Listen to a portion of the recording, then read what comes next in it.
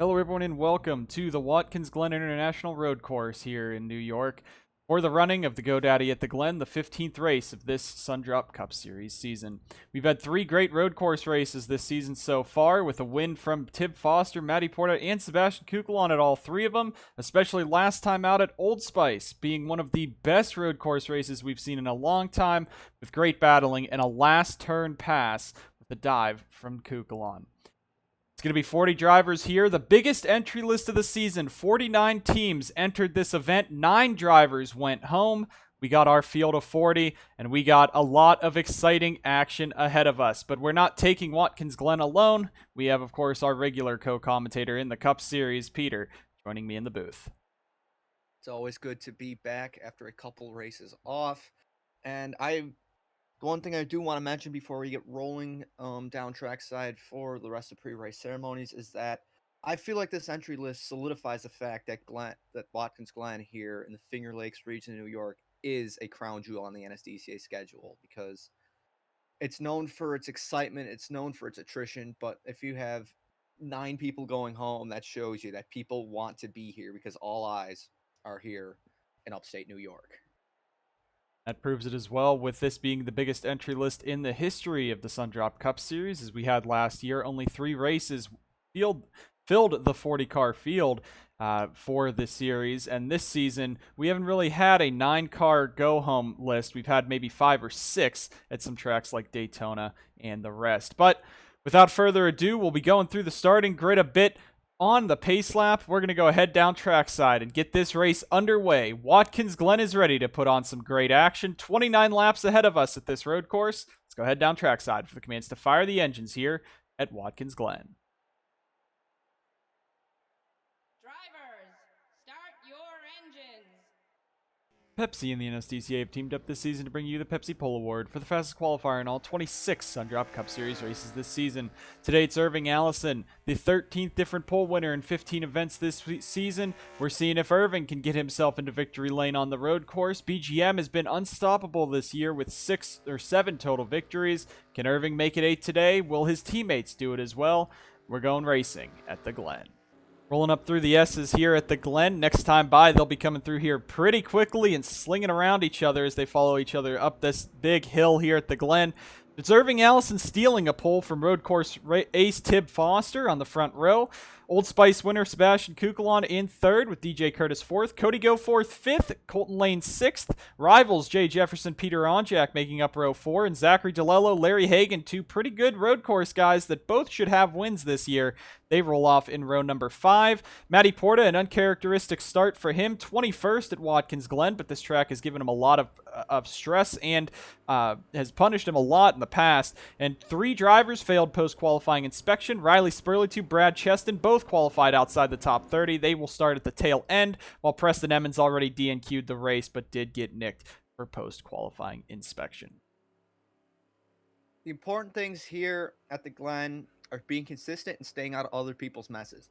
You can't be the driver to make a mistake and throw your car wide here in the carousel or down in turn 1 or maybe even, 6 and 7, the final 2 corners, and give your opponent the opportunity to get past you because track position is important here, like on any road course.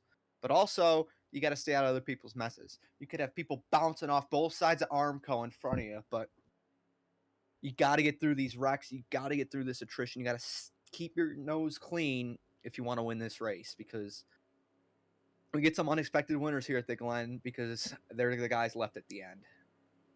That's why this track is called the Super Speedway of road course racing in the NSDCA. It's all about survival. It's about the high speeds. You got 3 long straights into corners. You can pass at literally every corner on this track, especially if someone throws it off, gets screwed up, and screws themselves out of the racing line. You can drive right on by and take it. But here we go. We'll see who will take it at the end of these 29 laps. Irving Allison, Tib Foster leading us down, hoping for a clean restart here with how jumbled they are at the Glen, but we are going green anyway. Green flags in the air, and we're racing the GoDaddy at the Glen. Down into turn 1 orderly. Irving Allison has a big jump over the rest of the field as we come through. Foster and Kukulon looking to put the pressure on early. as they all shuffle through the back. One car kicking up dust there in the top 10. Not sure who that was, but Foster trying to pull the outside in turn 3. What a move, Tim Foster, to try and take the lead as they come down the back straightaway. You can see a lot of people trying to get as many spots as they can early. And with these restarts, of course, this falls under kind of an Old Spice restart zone, with the restart zone for some people as Irving, Allison, and Kukulon made some contact in the carousel. For some people, you'll be restarting in the corner, and that's why you see this field's already real spread out. So it really doesn't matter where you are on track. The leader can go around and take out everyone behind you, or you can be in 38th and take out just the guy behind you. No matter what, you just got to survive. You got to hit your marks, but the best case to be is probably Tim Foster right here pulling away on lap 1 as we get the flyby out of turn 7.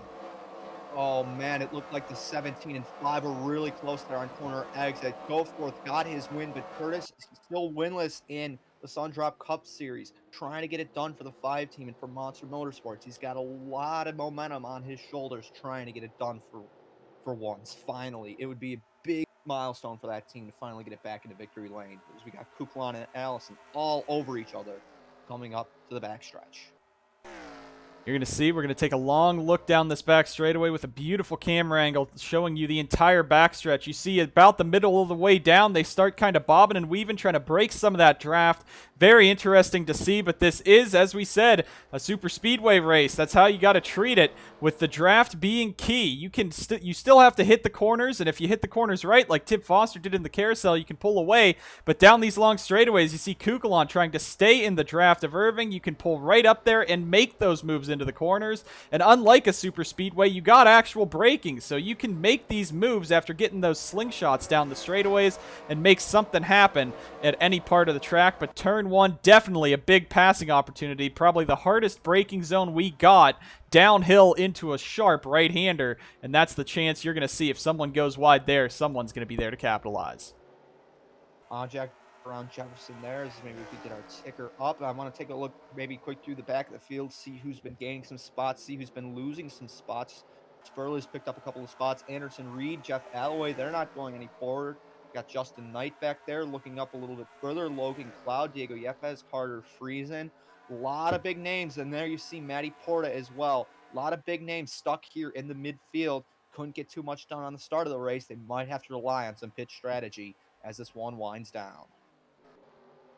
3 laps in, I want to point out, look at this field. They're really being orderly here on this opening start, and that's great to see at the Glen. You usually see a lot of chaos, but right now, it's mostly a single-file train going through all the way. It looks like everyone, they might just be trying to ride it out, try to see how these cars feel, and see what mistakes these guys are making and possibly capitalize later. But you're still seeing some battling. Jay Jefferson going after Onjak back here. That's about the 7th position between those two, as Jefferson is making a dive there at Onjak. Of course, Peter won at Indianapolis last time out, so he and Jay both have 1 win on the season, but very different to last year, these two being the main championship rivals heading into the chase and heading through Kansas, of course, with their fantastic championship battle there.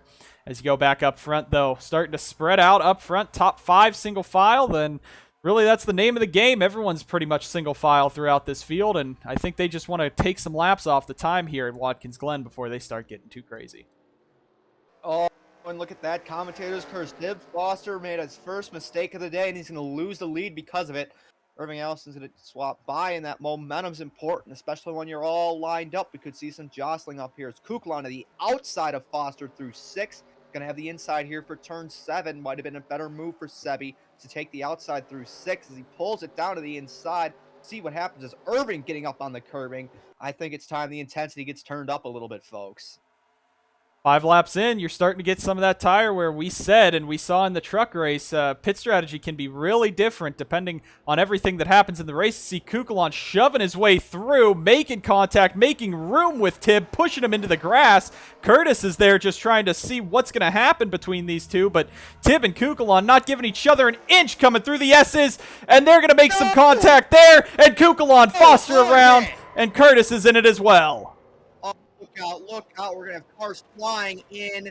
Everybody's got to whoa up. The track could be blocked here. Oh, this is a mess here. You know, it's blind through the S's. You don't know where these cars are, especially through the smoke. And I think that added on to the total. Carson Bowers with damage you see there. other drivers. Curtis was right up there, as well as Kukulon, everybody trying to settle back through. I think we're better off than what could have been. No, we're not. We're still wrecking. There's my commentator's curse. Shrigley was knocked around. We got the 65 with damage. That's Logan Cloud in the 77. Caution will be a nice needed breather after that one, because it is very frantic at some sections of the track where you're going blind through these corners. You don't know what you're going to run into. Through the S's, that, as Peter said, it's uphill. You cannot see over that. You're relying solely on your spotter there.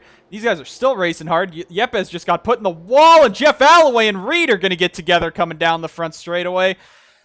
So there it is. We had some clean racing to start off, and now we're going to lose probably about 7 or 8 cars from that, which could clean up the field a bit more, but we are under caution for the first time today. And Kukulon and Foster. Foster is not happy on the radio with the 19. Jeff Alloway also is yelling at Anderson Reed. He's lucky, because he could have been driver's door right into the sand barrels there at the end of pit road with the 3 where he got hooked. Especially, I was really scared with that camera angle too, because if you remember a couple of years ago, Gatlin Downey's crash at the truck race here took him out, I think, for the remainder of the season in the 19 truck. That was lucky for him. Tib Foster is the only one that was not able to drive it back, but I think he's more just frustrated inside the 40 car there than anything else. We got a big crash here, though, coming out of the S's. He almost went out of the ballpark, if I'm honest, so I don't know if that car would be able to drive back, but we got tons of replays to show you folks. Down into turn 1, this is when it all gets mixed up. Tim Foster made that mistake, found himself here, and it just kept getting worse and worse. Gets pushed into the grasses, gets dirt all over his tires, makes him loose. He flies it in. You see the back end step out there as he comes up the hill, and right about here, he's going to get off the gas. He lifts because the car's so loose, but Kukulon was right there.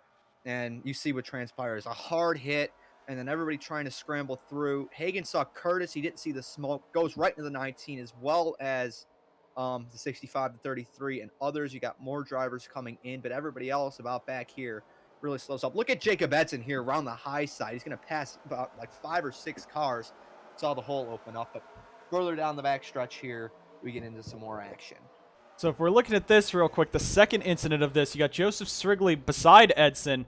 They're coming up real late to it. Now you're just listening to your spotters. But now the spotters, they're down near the bus stop down there. They can't really help you through this just gaggle of cars. And you're going to see Strigley's coming through. He doesn't see Cloud being held up by SWJ. Had to make a late dodge to get out of the way. And that puts him right into Spurley Tube. And those 3 all go spinning together down the backstretch. Some not major damage to them, but those tires definitely going to be flat spot. Definitely going to need some new ones, and got some damage to the sides of those cars. Close quarters racing here, coming back, racing back to the line. Everybody wants their positions. Alloway all over the 82, just gets way out of shape, and Reed didn't do anything wrong. He had the 91 come right across his front nose, and they find themselves into the inside wall. We're going to drive on board with Sebastian Kukulon here in the 19 as he goes to the inside of Foster down into turn 1. He's trying to get up there to Irving, just can't get there in time. Now Foster's not giving up. Kukulon's going to let off there, and he's going to let Foster at least a little bit back into line. See that car wiggling, and right here you see him get real tight and let off, and it's just going to go up in smoke there. Big hit to the 19. You saw the 5 come in. Now you see through the smoke, you can't see anything either. And there's Hagan just coming out of the smoke. Everyone else coming on through. And pretty much the track's blocked there as everyone's trying to get through.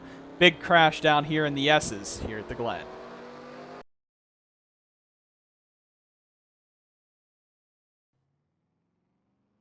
Coming back around, we only had a few takers come down pit road. You see Friesen, they left the whole front bumper clip in the pit box there for a second. But a handful of drivers came in. Some had damage, but some might have been doing some strategy.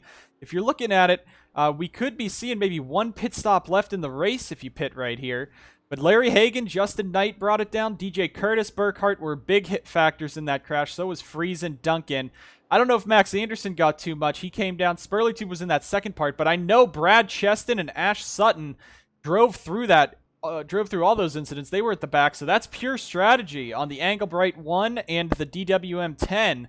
You also got Anderson Reed, Jeff Alloway down there, but good thing about the road courses is caution periods don't last too long. Road America, it takes a while for pace laps, so they only do 2, but at all road courses, it's 2 pace laps. Everyone gets to pit together, so that gets you right back to the action here at the Glen.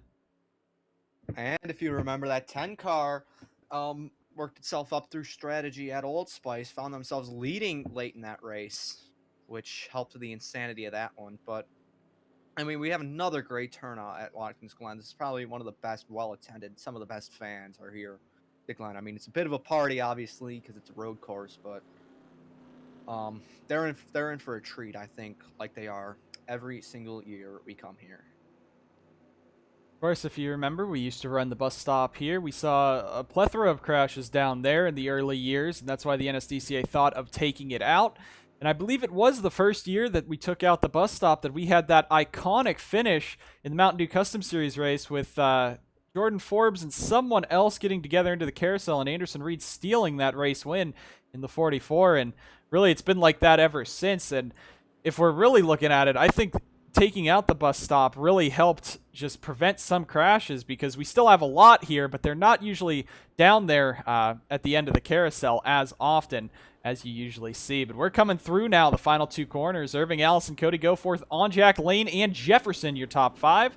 See if these guys run cleanly again or if we see some aggressive action now that everyone's back bunched up. Green flags back in the air here at the Glen. Got everybody looking for moves. Look at Matty Porta. Knows he's strong on the road courses, but Goforth on the high side there for the race lead. Can he get anything done? Onjek might have even gotten a piece of the 17 there on exit. He's got a big head of steam. Might be side by side up the S's. No, looks like the 44 is going to try and give him some space. Onjack, a long-term veteran, 7 years in the NSDCA, a champion, multi-time race winner. He knows he needs to keep it clean. He knows what has to happen here at the Glen to try to be there at the end, and that's pretty much the big factor. It doesn't matter where you start the race. You just need to be there in the final closing laps. To see Onjack now looking to the inside of Goforth. We'll see if he gets any bite off of the corner, but that outside, you can carry a lot of momentum off the carousel if you go a bit higher. Irving, though, running defensive over Cody as Cody ducks right back in front of the 44. You see Neal holding up over Morris there as Matty Porta's moving on through, and we continue around still green here on this opening lap from this restart. Coming down the front straightaway, let's give a nod to that ZR team, the 87 running in the top 10. I think that's Matt Sladek behind the wheel again for another road course, doing good on their part-time campaign as he got the 24 to its inside. Ooh, and Murray got real far into that corner, pushed both of them up, and that's going to allow Sladek on by. Looking a bit further back, that's the 01 of Francois Chastain up here in that BGM car. So that's a great run now as he's going to tuck in behind Roger Ray and in front of this guy who has missed, I believe it was the last 3 races. I know it was the last 2 for sure. Old Spice and Indy. I don't know if he made the race previous to that, but this RER team's been struggling this year. RER already announced that they're downsizing to 1 car next year, so the 69 will not be on the track. But Downey's just trying to finish off this season as best he can for that RER team as we got a battle for the lead. Irving's coming back after Cody. Here we go down through 6 and 7. You've got about the top 6, 7 broken away. And oh, look at that. They got close. They ran a little wide, and that allowed Onjack the opportunity to get right up here. He wants second place back. Now Colt Lang, and them waiting in the wings. You got Murray and stuff fighting back there. A lot of action, a lot of activity here. Track getting busy here at the Glen. But Onjack's going to settle in for second now. Gets by the 17 as we get a wide shot of streaming down into turn 1. Looks like it calmed down. We got Hagan and Justin Knight mixing it up there toward the back of the field. But yeah, we've seen this race not really. I mean, we still had the big crash. I mean, you're going to see that at the Glen, but it's been a calmer start to this one. And these guys are really giving each other a lot more space as they come on down. And you've seen a lot of single file action multiple times. Now, remember, we said in the pre-race, the fuel window is roughly around 12 to 14 laps, though maybe give or take. Maybe you could give maybe a lap or 2 more depending on these caution periods and that. So what you're looking at is most of this field's going to have to come down probably in about the next 4 to 5 laps, and some of those guys at the back are going to be able to stay out. if this doesn't indeed go green for a while. But you see Irving is running every line he can on track. Onjak's going to cut it a little shallower. We'll see if that 44 can get the bite and get a move done for this race lead as he comes down this front straightaway. And because these guys didn't pit, it's going to be fuel miles at the end of the race. You're going to pit about, lap 13, let's say. You're going to have to come in with 2-3 to go. So unless you can really make the numbers work, I think the guys that still pit under that caution are in the best position. As here we go for the lead, side by side through the S's once again. Don't make the mistake that your teammate did on Jack. Keeps it in the throttle. It's going to get the lead.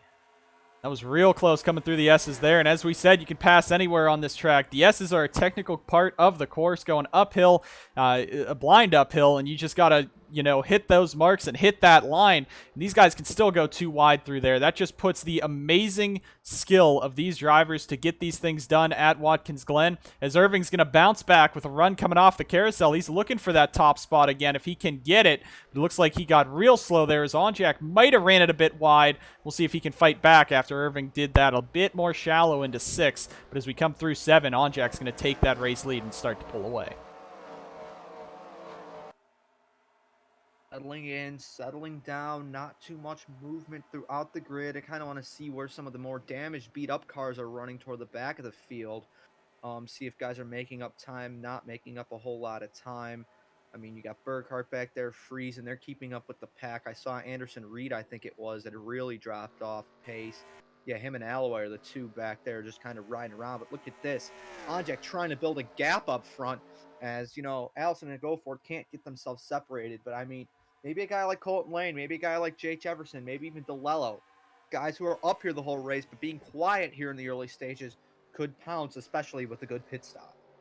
You remember DeLello, see Onjak going a bit wide through the carousel up front. We'll see what that looks like, as now he's going to go real defensive in that 44, breaking the toe completely from Irving Allison. But we want to point out with Zachary DeLello, remember, this isn't a surprise that he's doing good here at the Glen. He almost won Road America had it not been for the last lap and pushing himself too hard in that 57. He's right now in the 6th position with Jefferson making that mistake. He's going to take a look for 5th. This could be a good day for DeLello, and he's looking to get himself in victory lane. He sits 12th in the points, so he is in that fight for the chase. If he can get it done here or just have a good finish, as you see Neil pushes Sladek out of the way, but here comes the guy no one wants to see up here because they know he has a car to beat and he has the skills to do it at the Glen, the skills to do it at any road course. Matty Porta just made the spot up to 8th on Matt Sladek.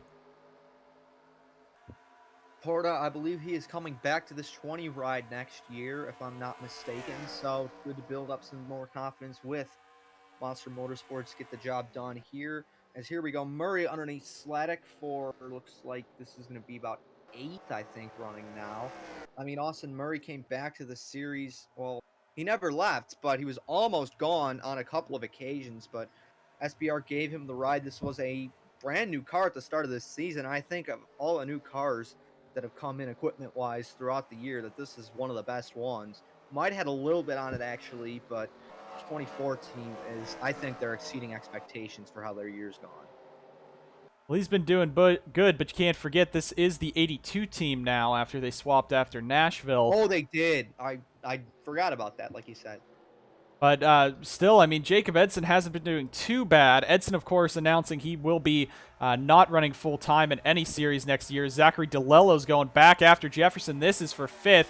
Two legends of the sport, really. DeLello, legendary for his fan outreach, one of the fan-favorite drivers for the last 7 years. And Jay Jefferson, of course, the only driver to win 2 championships in the same season. 2-time champ, winningest driver in the NSDCA, going at it. And you got one of those young guns that we were waiting for a win for years from Neil. Finally got it at Memphis last year. He's been doing good for CFRO, but I want to point out, look who else is doing good for CFRO. Eves is not returning to the team next year. SWJ's moving back over, but he's right now 12th. And give a shout out to Eli Bright, 13th, Roger Ray, 14th, Gatlin Downey, 15th, and Ethan Head and Francois Chastain fighting in the top 20. As we said, Watkins Glen brings some surprises, and you're seeing no bigger surprise than some of these guys having top 15 runs going on today. Well, leaders just took lap 15, and no one's pit yet. So maybe we are going to have only one stop. Maybe the guys that did come down, maybe I was completely wrong on that as we got side-by-side action for second. I think these guys, maybe with that caution period, they were able to save enough fuel and they might be able to make this number work. Well, there you see Anderson Reed coming down. He's damaged. I wouldn't count that as whatever's happening is Bowers and Strigley are having a grand old time back there. They've dropped a lot. I didn't think that 63 would be too damaged. Well, there's the 1 and the 10. Those two aren't damaged. They're just real slow. Those cars are not really built fantastically, of course. As we got a battle now for the 3rd position as Lane is about to lose or take a spot away from Irving. But yeah, I mean, you never know when you come to these races what the fuel window is going to be. We can make thoughts and hypotheses about it, but it all depends on when they come in. But I think right there, here he comes. Onjack's bringing it on in. Goforth is staying out as Jefferson and DeLello going at it, but Irving, Sladek are bringing it on in, and right there, this should be one pit stop to the end of the race. Let's hope everyone gets onto pit road real nice and cleanly, though. It looks like we got a handful of drivers pitting on that opening run here. Anderson Reed's going to be coming back off pit road, and Jefferson's going after DeLello for 3rd. But what I'm seeing here is 7 drivers came in. This should be a 4-tire pit stop with fuel because you want to have enough to make it to the end in these final 13 laps next time by. Yeah, and I think a good stop here is especially important. I will kind of agree with these guys. Come in early. I mean, you do risk the chance of a mid-cycle caution, but the fresher tires, the tires grip seems to be important here, especially for carrying speed through these fast sweeping corners. So if you have the grip underneath you, you're going to make up time, and especially these tires are going to be hotter. So when most of the leaders come in this next lap, I bet you're going to be running faster than them. And this is another thing we don't usually see at Watkins Glen is an actual cycle of green flag pit stop, so we'll see if we do get that cycle. Cody Goforth's going to bring it on in now. Colton Lane's coming with him. We're just going to see if anyone does indeed stay out and make sure everyone does get onto pit road cleanly as they swing. Oh, Roger Ray! Oh, so close. As Austin Delgado, I think, was forced to stay out. I don't know if he came in last time, but I know that group that just went by did under the caution. And right now, that's going to put Austin Delgado in the 04 into the race lead. Might have a little bit of a beach day inside. Sandmud has slipped through the window net of that 84. Cannot get any closer than that. That is an NSDCA near miss if I've ever seen one. But like you said, another 4-tire and fuel pit stop. But I think Delgado might be going the longest of anybody. 17 laps. Hopefully he can make it back. But he might have pit. I don't think he pit. I think you're right. I think he is staying out and making this fuel number working as far as it can go. There you see the F1 man Justin Knight has been driving for Alfa Romeo in F1 for the last few years, but always comes out to the road courses for Sauber to give them a bit of a pep in their step as he is not happy with Anderson Reed slowing him up. I think there was a bit of a bumper to the back of the 3 there, but right now I know for sure Justin Knight came in. As well, DJ Curtis, Brady Burkhart, Hagen also did, Duncan did. I'm pretty sure all these guys in this group did. And there you see Onjak cycles back out. He would currently be your race leader as now the majority of these cars are coming on in. It looks like they were just going to wait an extra lap. And I don't know if that's really their strategy. You know, you came in, you could have waited a lot longer. But I don't think you want to be out there on those old tires with everyone else trying to catch up to you. I mean, you get a point for leading a lap still. So other than that, if you're like behind the leader, then there's not really a point in staying out, especially when half these guys aren't really in a championship fight. Now I just want to stay on this real quick because I'm not sure.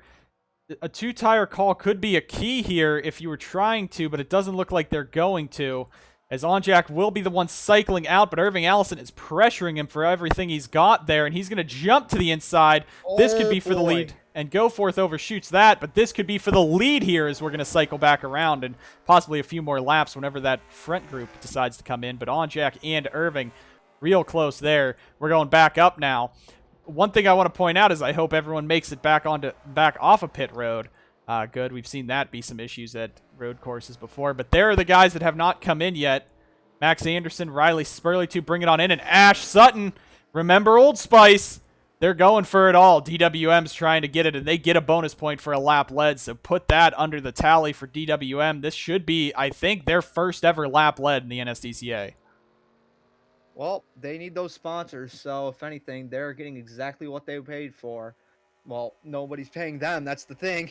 They got to get out here. They got to get themselves heard if they want to move themselves up the pecking order in the SDCS. But I like the undercut strategy, and it seems to pay off because remember, it was Ajak and Allison coming down by themselves and a couple other stragglers, and now those two are the ones out front. They were very close last time, but looking to spread out a little bit more. Lane had a good stop. We got Neil and DeLello side by side up at turn one, and that's their race is done. Hard hits for both of them.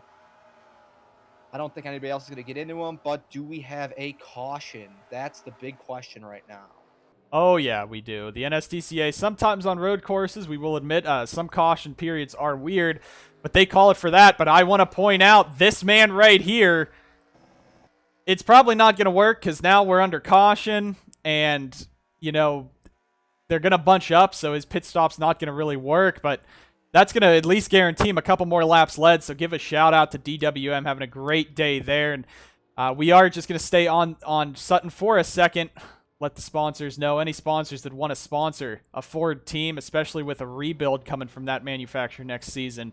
Big there, but this changes everything, really. It doesn't really change, you know, Spurley and Anderson make it. It doesn't really change the pit strategy here. The only one that should be coming down is Ash Sutton, but they could pull the Matt Sladek Old Spice strategy, but this is going to bunch everyone back up, and this is the chance to do it, especially. Look at Eli Bright.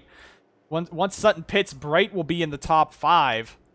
Matty Porta, Gatlin, Downey up here. And for Downey and Bright, they're not making the chase even with a win. They're way too far back in the wildcard spot, but a win could change everything on their season.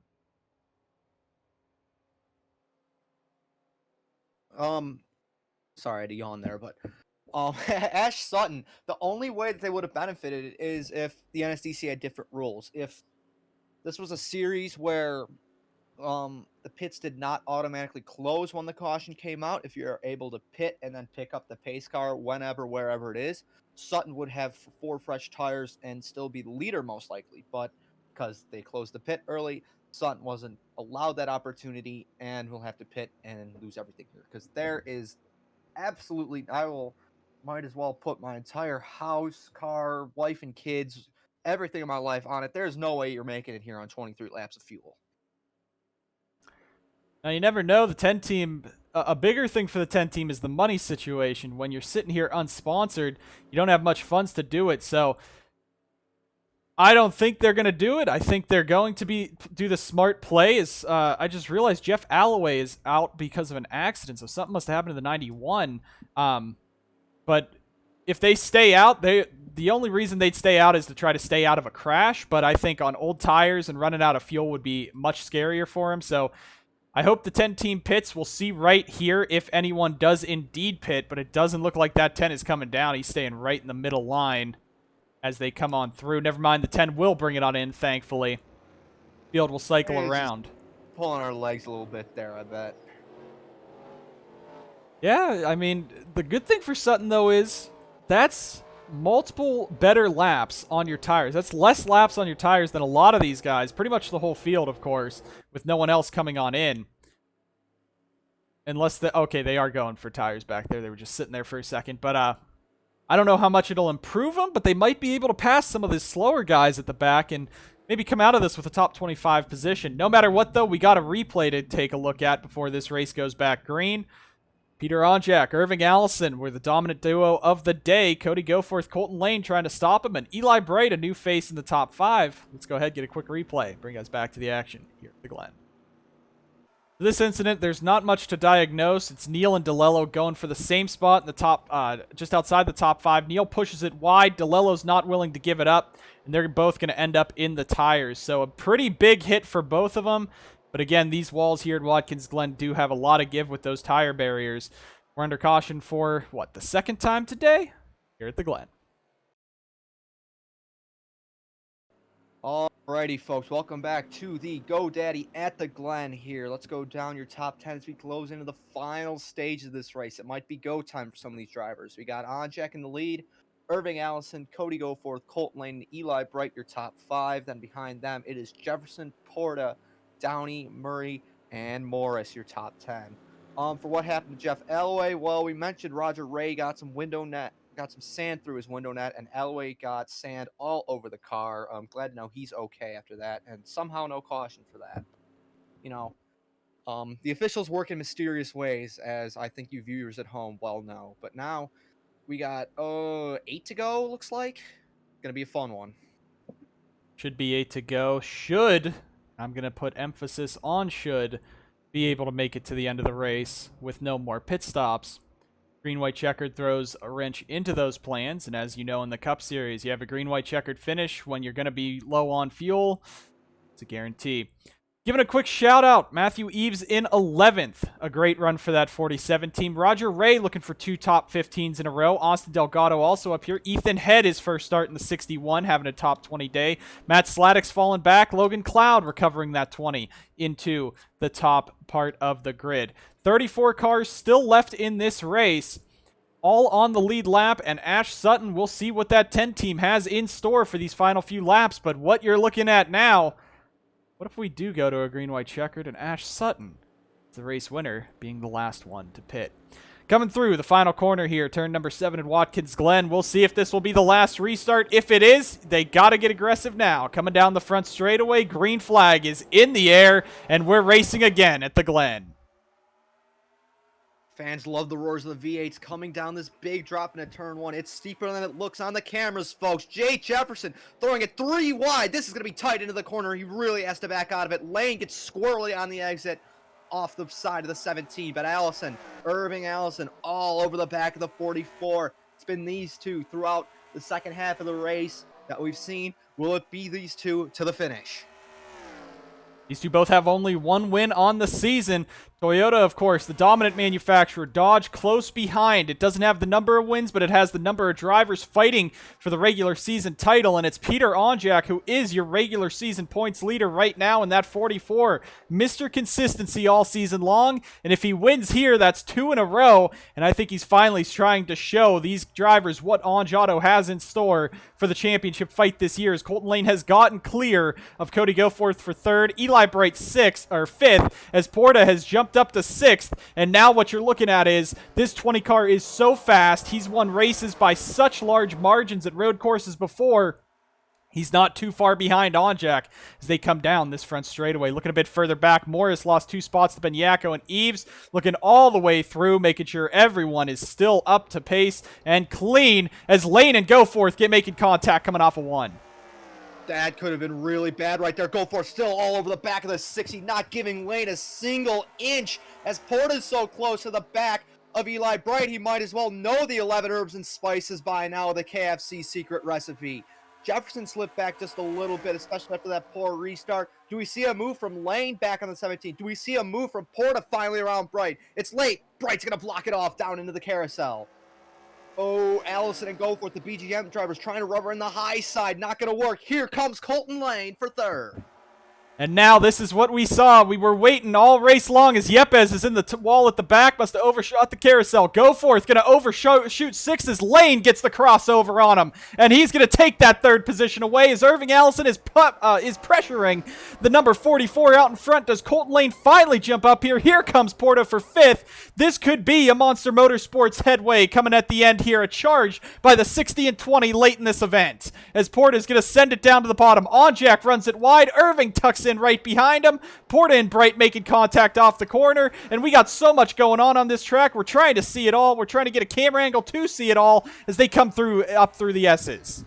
Someone got in the dirt there coming through turn 2. I think it might have been Brandon Morris of the 47, Matthew Eves. But folks, over 2 miles of road course here in the Seneca Falls region of New York. Not a single fan has sat down after this restart. The action is intense, and here comes Goforth back for 3rd. And I don't think anybody at home down either now. Look at how close these two are on corner exit.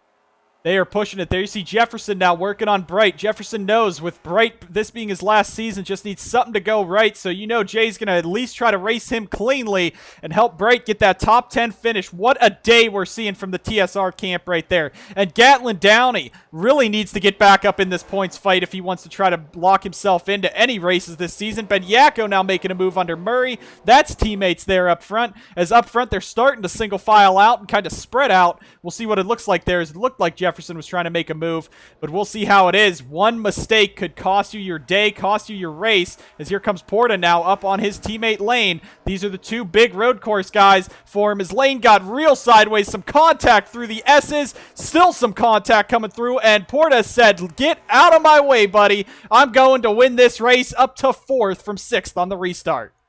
I watched Matty Porta driving in hard on the brakes into turn 1. He was waiting for Lane to take it a little bit easier. He set up that move, and that is just a veteran performance, and that's not a veteran performance as Allison runs wide. Might have his teammate trying to set up a run. Man, they're almost in the grass up there. They're lucky they paved that a couple years ago. Allows these guys to carry some more speed. Ajak gone with Allison on the defense. And that's not what you want to do. We've said it before. We'll say it again. We see a lot of races decided fighting for second.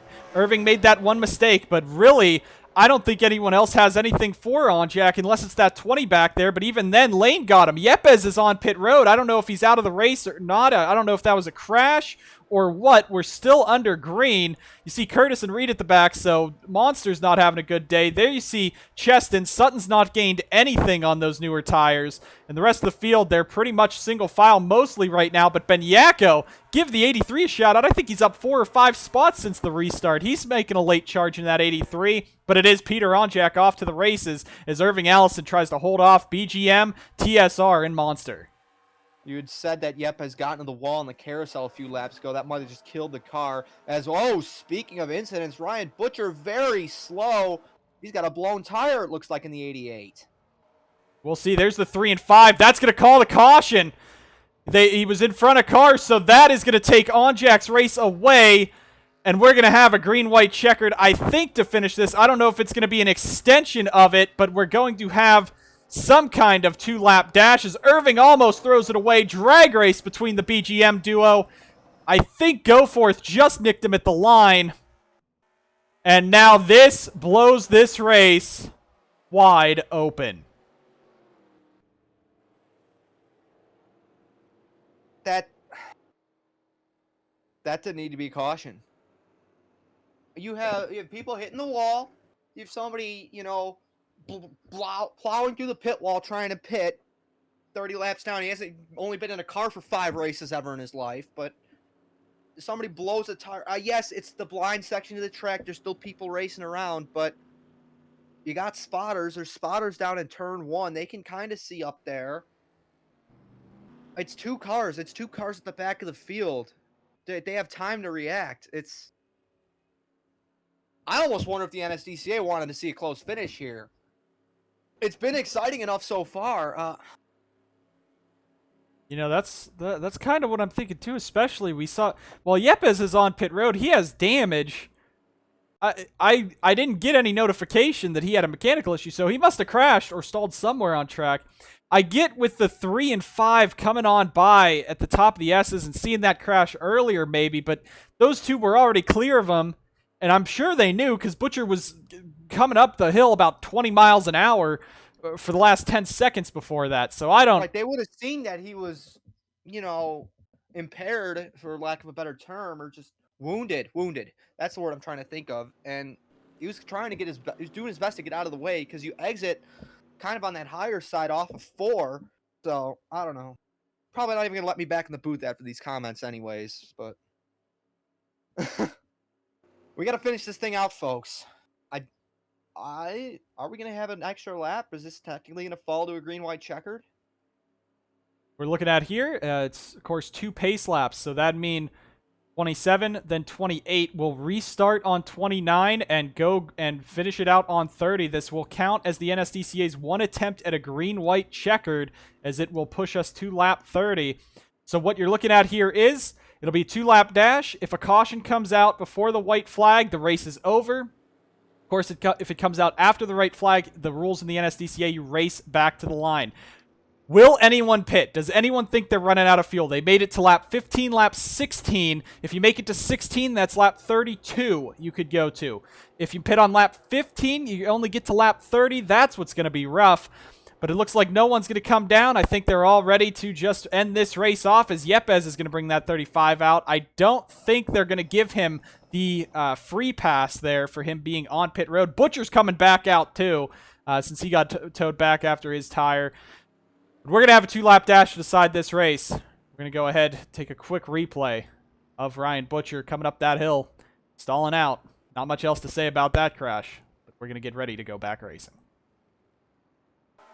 This caution is simply just Ryan Butcher. He's coming up through the S's. You see him losing a bit of time to Delgado there, and I think he feels it. But right here coming off the S's, he's going to feel it.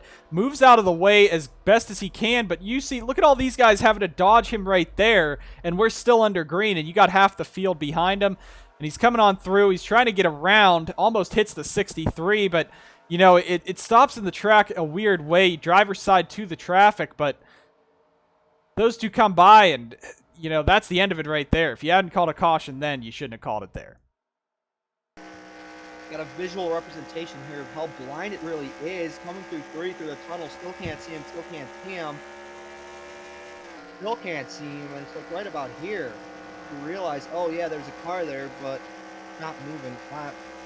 I can see why they did it, especially with the wreck earlier in the race, but the timing of it, I just feel like it's going to be highly contested by some of these guys. Some of these fans post-race. So we'll have to see. Maybe everything will work out, or you never know. We could pair 30 cars up on this restart. We're coming back around here. It's going to be 2-lap dash to decide it here at the Glen. Onjack, Goforth, Irving Allison, Matty Porta, Colton Lane, your top 5. Jefferson, Bright, Benyako, Downey, and Murray in your top 10. Onjack had this race in the bag. He was pulling away in the race lead. Caution comes out at the end. We're going to NSDCA overtime. The one chance at a green-white checkered we'll see here if we go green the entire way. No matter what, the race is over on lap 30. Do they have enough fuel to make it to the end? They should, but you never know on these green-white checkered finishes. Onjack, Goforth, Irving Allison, Porta, Colton Lane. Does BGM try to jump Onjack? Which one goes? Will Porta send it into turn 1 to try to win? We're coming back around through turn number 7, getting ready to go green for one final time. Lights are off on the pace car. Now it's the most important time to hit your marks, play defense, play offense. Do what you have to do. Either win this race or finish the best you can. And Colton Lane, I thought about it. He's been sitting there all day. He's a dark horse. He's won at these road courses before. He's the one to make the first move down into 1. He already made the spot on Porta, but got pinched as Goforth and Onjack contact through turn 1. Onjack ran right. Goforth is going for it. Both of these guys looking for their second win on the season. So is Irving Allison. So is Matty Porta. Jay Jefferson, the top 5 have all won this year, but Goforth to the inside, and he's going to try to take the lead and pull away from Peter Onjack. But they're still side by side down the back. No lifting at this point in the race. Allison, does he help his teammate? Does he help Onjack? Goforth's going to clear before the carousel. That is huge compared to everything else. Now, has to keep it low, has to keep it on the bottom. He left the door open. Here comes Onjack. Says, thank you very much. I'll keep fighting for this race lead. Goforth's got a big run off the carousel, though. Now Irving's back to him. Irving's now on Onjack, but Peter is sending it in. He's going to have the momentum. This is the white flag right here. We're ending the race if they come back around and it's green. White flag is in the air. It's waving. We're still under the green flag conditions. 1 lap to go at the Glen. No attack, no chance. You got to make a move down here into turn 1. You can't just wait on a mistake. You have to get something going. A good exit for the 44. Will we see it again through the S's? He's not close enough in the S's, but Goforth looked a little wide there. It looks like we got some dirt kicked up in the S's as well, but Goforth executes the X's perfectly. But now Onjack's going to have the draft down these long 2 straightaways. He's probably going to have maybe one last chance at it. I don't know if he could get him in the carousel, but Cody Goforth is looking for his second career win in 3 races after going years without one. Coming through the carousel one final time. Goforth up top, Onjack on the bottom. I don't know if Peter has anything for him, though. Oh, look at this. A slow car could be in the way. The 61's blowing up, laying fluid all over the track. Could mix some stuff up here. Could have prevented a move maybe from the 44. He's all over the curbs. Cody Goforth's going to bring it on around unchallenged. And Onjack, I don't know if he got loose. I don't know what happened, but Cody Goforth, second career win. He takes it on a green-white checkered at Watkins Glen. Onjack, Allison, Porta, and Lane finish your top 5. as the 61 blowing up down the back shakes up everything there at the end.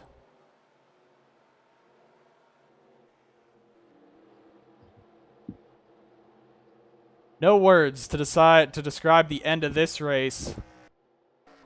You got to feel for Peter Onjak, had this one in the bag. The 88 tire blows, stalls on the backstretch, throws a caution. Goforth, though, we said before, Cody was not aggressive enough to go out there and win some of these races. He got it done at Memphis. He was aggressive at Memphis. You saw a lot of contact there. He got up to the inside and made contact with Onjak coming through turn one that first time. Peter tried everything, just couldn't get the run through the carousel, and I don't know why the NSDCA didn't call a caution for the 61 blowing up and spilling fuel for a lap, especially if that's what the dirt was kicked up in the S's. But that really just cost Onjak, if anything. You saw everyone was staying low to not be in any of that oil, and he took it too shallow, ended up on the curbs. But Cody Goforth, he's going to get to celebrate for BGM, and Toyota celebrates their 10th win on the season in 15 races with a steal at the end. The good thing for Onjak, though, Kukulon not having a good day in the 19. He crashed out. Goforth is 73 points back from Onjak. That's over a race. Even a race win won't gain him that much. So Onjak, right now, he could be looking at possibly locking up that regular season title. But a lot of stuff just happened here at the end of this race. Oh, go for it. He did that perfectly. He did exactly what he needed to. Had a great exit off of turn one, got the lead as quick as he could, and he never looked back. And that's all he needed to do to win this race. I mean, BGM, they were some of the class of the field today with the 17 and the 16 up there. I mean, look at Morris. Morris started like around 20th, I want to say. He made his way into the top 10 as well. So Toyotas were strong. Really every manufacturer was strong except because even Ford got themselves a top 10 with Downey, who's missed tons of races this season. So that's good for Ford. I think that's a win for the Blue Ovals. That's got to be, especially when you had the 0 DNQ of Aiden Smith. You also had Dejon Weeks' number 10, Ash Sutton. Sutton came home 29th, so kept the car in one piece. Give a shout out to Cheston, 40th to 24th in the one car. And give a shout out to the two guys that will not be returning next year, Benyako and Bright, two top 10s here at Watkins Glen, especially big for Eli Bright, who has not had a single top 10 yet this season in 14 races. In the 15th one, he gets one. Also fantastic for Gatlin Downey. Look at Anjato, still have to be happy about today. Second there, 13th, 14th with their other drivers, though Foster and Bowers both were pretty much non-factors after their crashes. Riley Spurley-Tube recovered to a top 20. Jacob Edson a top 20 after a heroic move coming out of the S's there. And for the most part, you know, in terms of Watkins Glen, that was a pretty solid and pretty clean race, especially with one of our cautions being due to a driver having a mechanical failure, and the biggest one being that Foster crash where we saw a lot of chaos in the S's, but overall a pretty clean day here at Watkins Glen and a clean weekend for both the trucks and Cup after a good weekend here at the Glen. Honestly, I don't really have anything else. I think the fans got a great show as always here from the Glen. Thanks for having me in the booth again, and thanks for watching, everybody. So with that, a great race was had here at Watkins Glen. Cody Goforth uses a late caution to get around Peter Onjak after Onjak had this race almost won with about a 2-second lead coming to 3 to go. Caution comes out and it shakes up the whole thing. BGM gets to celebrate yet another victory, their seventh, I should say, on the season of 15 races. Absolute dominance from Toyota this year continues. But we have only 3 races left until the chase for the championship. Michigan next week, Daytona and Chicagoland, joining a Chicagoland doubleheader for the Truck Series. We hope to see you there as well. The finales for the Mount Molson Modified and Dr. Pepper Dash Series come up during that Chicagoland week as well. For Peter in the booth and myself, we thank you guys so much for tuning in to Watkins Glen. Thank you guys so much for watching. We'll see you guys next time on the NSDCA. They just park it. Either you killed him or... Oh, no. Oh. Damn it. That would have been just funny if I just, like, sent him into, like, the boot where it's just, you know, they vanish. What? Jeff Alloway is so good. He's the best rookie. He's given up. He has given up. Okay, all right. Do we want commentary over this, or do we want to just kind of throw it in when I say, "Oh, what happened to Alloway"? I think no commentary is almost better. All right.